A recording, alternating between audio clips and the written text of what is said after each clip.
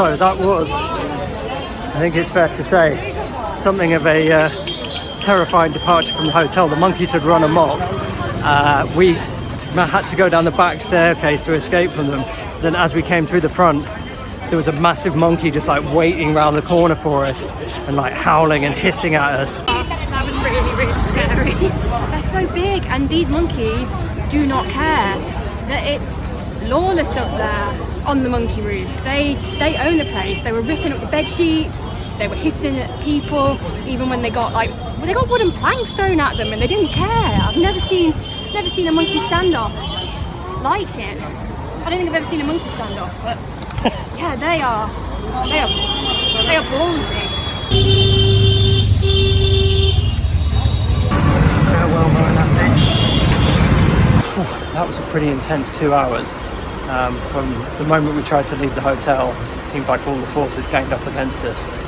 First monkeys, then con artists, taxi drivers, then traffic, then some slightly sketchy dudes who were driving alongside us because our car went about 30 miles an hour and they were just like hovering alongside us, and then they nearly got hit by a car. And anyway, we made it here, but we're definitely ready for climbing into one of those sleeping compartments and just hitting the hay for a good 12 hours or so.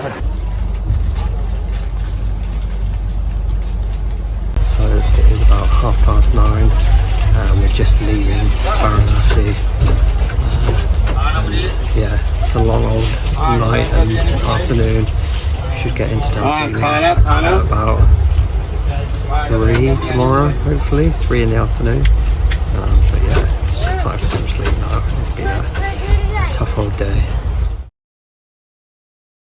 It was 7:20 in the morning, and that was I think the best night's sleep I've had on a train. Really good. It might be just because we were so tired, but yeah, actually managed to sleep pretty well. So I'm not sure quite what's happening, but basically our train is like just been stopped for absolutely ages. According to Google, we're now like 2.5 hours behind schedule. Hopefully we'll catch that up, because otherwise it's going to be getting into Darjeeling pretty late this evening, which is not ideal. This has been about our average speed. Yeah. Oh, this has, we've actually just stopped again. Stopped, yeah. So we are going to be about 4 hours late, which means we probably won't get to Darjeeling until maybe like 9, half 9, which is not ideal.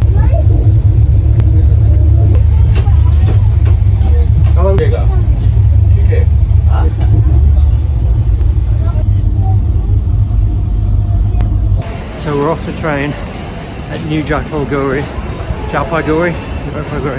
So that's the train element of our journey done. Now we just need to find a shared taxi which will hopefully take us to Darjeeling, which is about 3 hours drive away.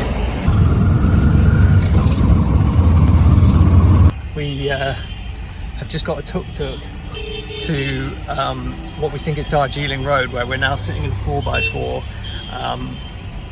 which is a shared taxi, we think, although some other people might not turn up, but we don't know how long we're going to have to sit here and wait.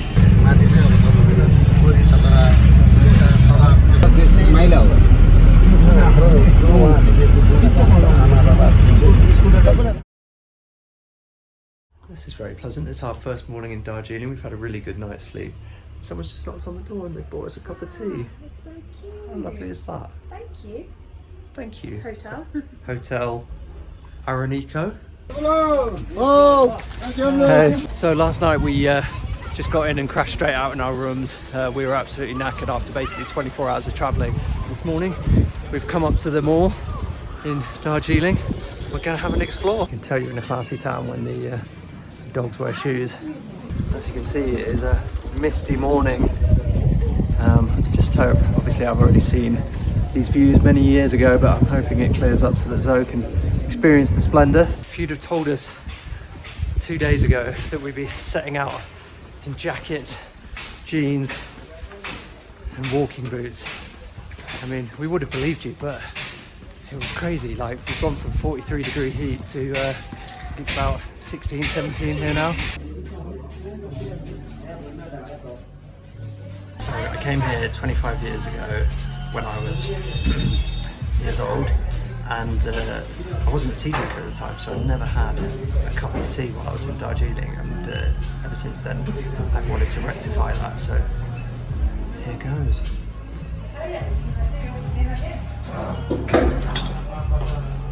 Mission accomplished.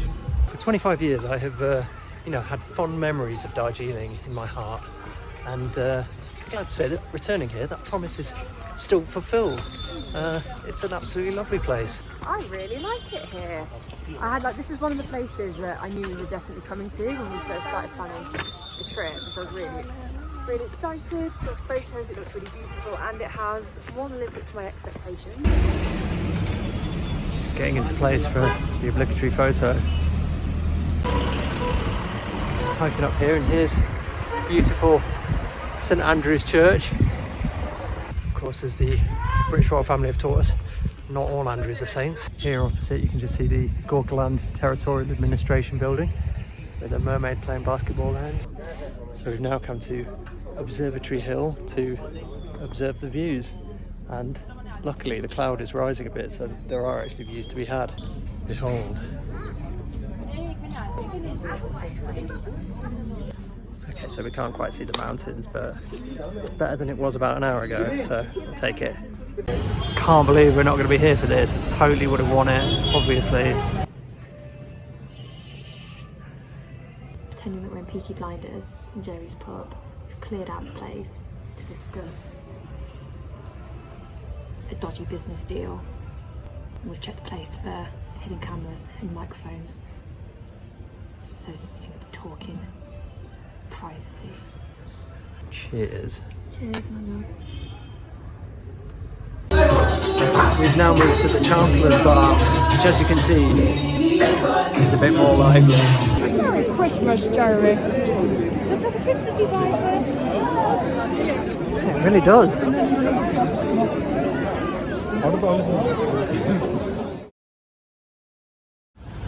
So last night the phone's batteries died, which meant you got to miss the furious wrath of an Englishman who's being kept up past his bedtime by unruly hotel guests. Yeah, it was a very bad night's sleep last night.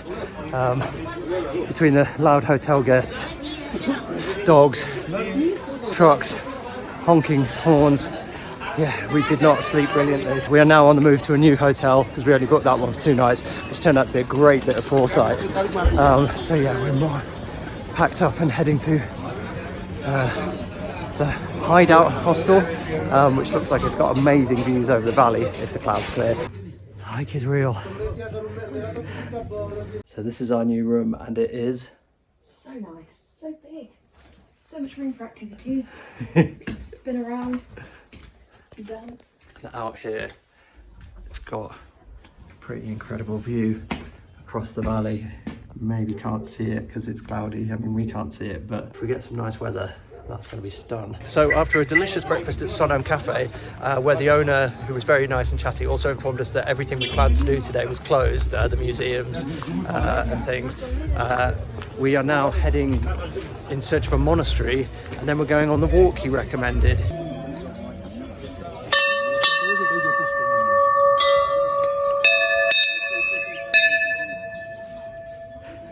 So this is the famous Mahakal Temple. You can see prayer flags everywhere. It's very beautiful and very big as well. It goes all the way off down there, all the way off down there. Yeah, really impressive.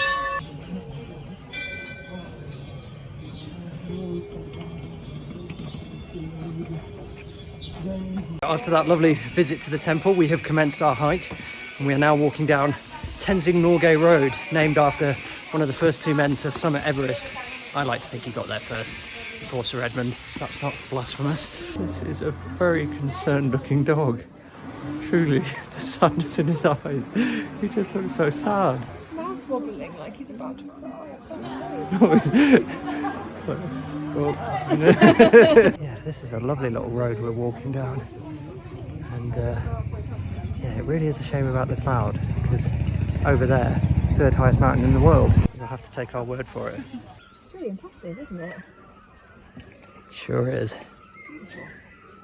Look at us, trekking in the Himalayas. Who would have thought it? Not me. So this is the monastery that we've come to see. But sadly, the gates are locked. Poor Zozo can't go inside. There's scary dogs outside to ward off the evil spirits. Likewise with the dragons. Very pretty. And in there you can just see an absolute whopper of a prayer drum. Good luck spinning that. Do you reckon you'd be strong enough? Yeah, I actually do. It'd be nothing.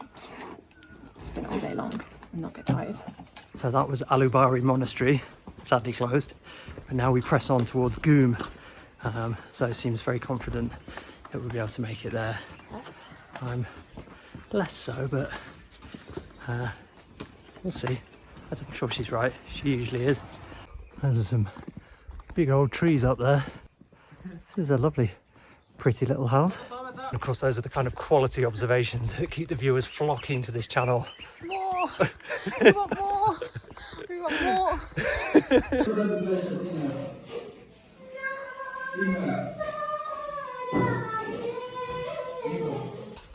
So we just stopped off in a lovely little homestay where it was only 15 rupees each to visit, have a cup of tea and defile her toilet.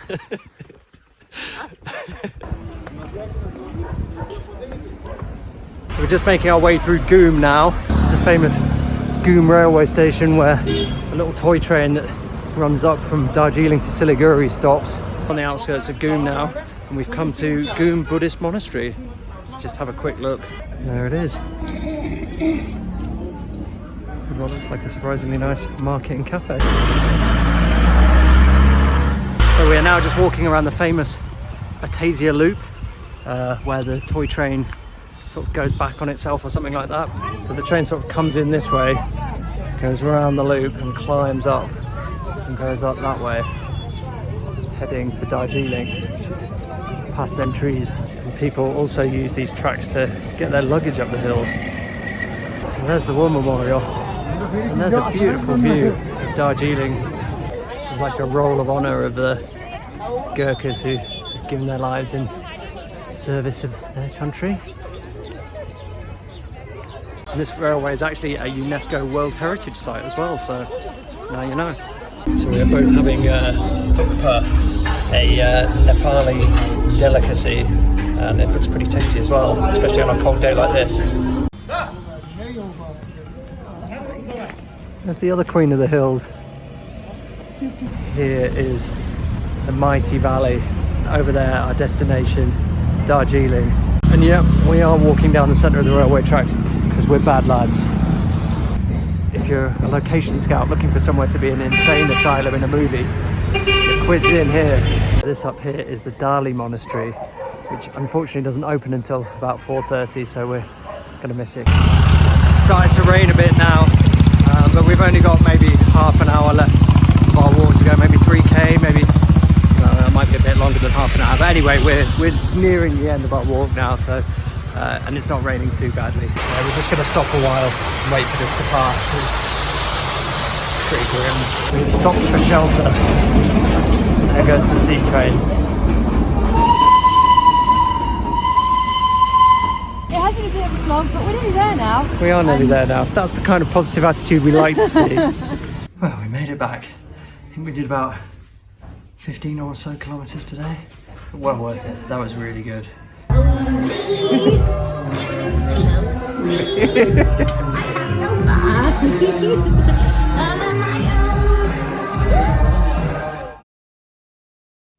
a bit of blue sky out there today. Here's hoping. Just seen this sign. It's our big chance. Darling, it's time. It's going to be a star. Get away from all this, darling. Going to Hollywood. Come. Sadly, we are walking in the wrong direction from it, so we shan't. Stardom shall not strike today. Stardom is tomorrow. Tomorrow, that is our quest. We will become stars. So we've got down to the Himalayan Mountaineering Institute, but it turns out that it's also like the same entrance as the zoo, so hopefully we can just do one rather than both, because we don't really like zoos. Yeah, this is the queue we're in at the moment. Yeah, so it turns out you do have to buy a ticket for the zoo and the museum together, but that wasn't too bad, like 15-minute queue and we're in. So we just spotted these evil characters on our way up. Why are they evil? Because no gnus is good gnus. Dear oh dear. We've now made our way through the zoo to the Mountaineering Institute, where we're going to have a little look at the museum, the Everest Museum. I've been telling Zoe this for like, you know, months now, but she won't listen.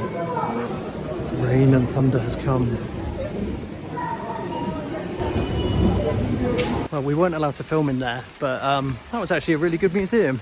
Not the biggest or the best, but very enjoyable and very interesting. The really cool like exhibition of like the Himalayan range and what the people used to wear to climb up. Back in the day, all you needed to climb the Himalayas was a jumper, a beret and a pipe. You don't need all this fancy equipment. And this is just the saddest thing, like this amazing creature just trapped behind bars. Just nothing to do but walk back and forth. It's horrible. Yeah, unfortunately to walk back down out of the entrance, we have to walk through a big part of the zoo and see horrible things like that. Yeah, it's pretty shocking. So this is by far and away the best view out over the valley that we've had so far. And there it is, the mountain. You can actually see it. So this is just such incredible luck. It's been cloudy the whole time we've been here, and then on our last evening the clouds have lifted and you can see all the way to Kanchenjunga, third highest mountain in the world, and it is truly stunning. It just makes it so worth coming here. It's an incredible view.